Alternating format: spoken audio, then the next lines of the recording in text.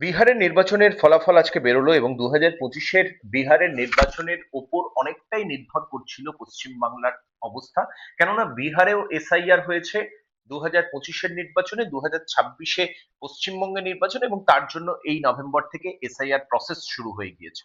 এবং যেই জায়গা থেকে ল্যান্ডস্লাইড ভিক্টরি পেয়েছে বিজেপি বা এনডিএ, এবারে 2025 সালে এনডিএর যেখানে মোট আসন 202টি আসন, যার মধ্যে বিজেপি পেয়েছে 89টি এবং জেডিইউ পেয়েছে 85টি আসন।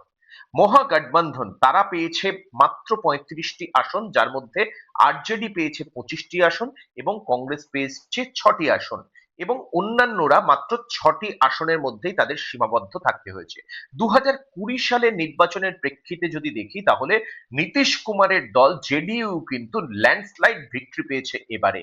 2020-তে যেখানে জেডিইউ নীতিশ কুমারের দল 43টি আসন পেয়েছিল, এবার 2025-এ তার দ্বিগুণেরও বেশি 85টি আসন নিয়ে এবার তারা ক্ষমতায় এসেছে জেডিইউ।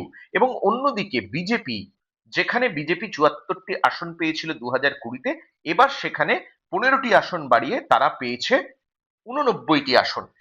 এই জায়গা থেকেই নীতিশ কুমার 2020 থেকে 25 আরজেডির সঙ্গে নীতিশ কুমার তিনি তার হাত ছেড়েছিলেন 2024 সালের জানুয়ারি মাসে, এবং তারপরে এনডিএ বা বিজেপির সঙ্গে নীতিশ কুমারের পথ চলা 2005 সাল থেকে টানা রয়েছেন নীতিশ কুমার মুখ্যমন্ত্রী হিসেবে, তিনি কাজ করছেন। 2025 সালের এই নির্বাচনে কিন্তু নীতিশ কুমার তিনি তার নিজের জায়গা বা নিজের দল জেডিইউ কে অনেকটাই গুরুত্বপূর্ণ অবস্থানে, সম্মানজনক জায়গায় নিয়ে এলেন বিজেপির সঙ্গে পায়ে পা রেখে বলা যেতে পারে।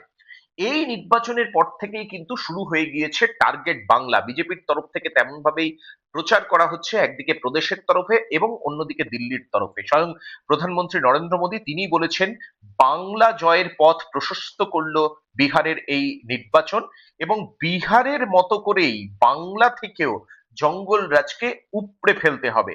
এবং যেই বিহারে গঙ্গা প্রবাহিত হচ্ছে, সেই গঙ্গা এই পশ্চিমবঙ্গও রয়েছে। বিহার জয়ের পরে গঙ্গার পথ ধরে পশ্চিমবঙ্গ।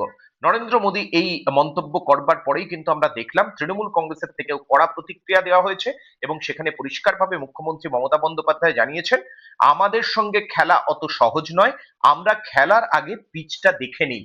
এবং যে জঙ্গলরাজের কথা বলা হচ্ছে, সেই জঙ্গলরাজ পশ্চিমবঙ্গে নেই, বামফ্রন্টের আমলে সেই জঙ্গলরাজ ছিল।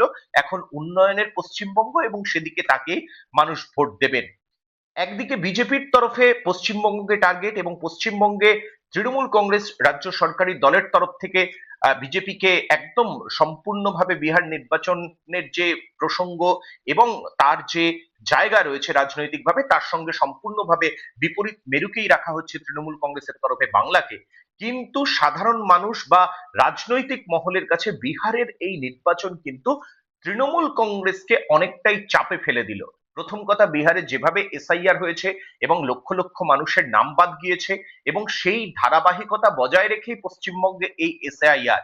মমতা বন্দ্যোপাধ্যায়, তৃণমূল কংগ্রেস তারা জোরদার বিরোধিতা করছে। মমতা বন্দ্যোপাধ্যায়, অভিষেক বন্দ্যোপাধ্যায় পথে নেমেছেন, এবং এই বিহার জয়ের পরে যে বাড়তি অক্সিজেন পেয়ে গেল বিজেপির শীর্ষ নেতৃত্ব, কেন্দ্রীয় নেতৃত্ব থেকে শুরু করে প্রদেশ নেতৃত্ব, এবং তারা যে রাজনৈতিকভাবে বাংলার উপর অনেকটাই চাপ সৃষ্টি করবেন, তাদের সামনে রয়েছে এসআইআর। এবং তৃণমূল কংগ্রেসের মতে নির্বাচন কমিশন থেকে শুরু করে ইডি, সিবিআই, আইটি বিভিন্ন কমিশন বিজেপির অঙ্গুলি হেলনে কাজ করে। তো খুব স্বাভাবিকভাবেই বিহার নির্বাচনের পর পশ্চিমবঙ্গ গেরুয়া শিবিরের কাছে কিন্তু অত্যন্ত বড় টার্গেট হতে চলেছে 2026 সালের নির্বাচনের জন্য। রাজনৈতিক মহলের তেমনটাই অনুমান। আপনার নিজস্ব চ্যানেল বাঙালি ও কালচার, একমাত্র কন্টেন্ট বেসড চ্যানেল বাঙালি ও কালচার।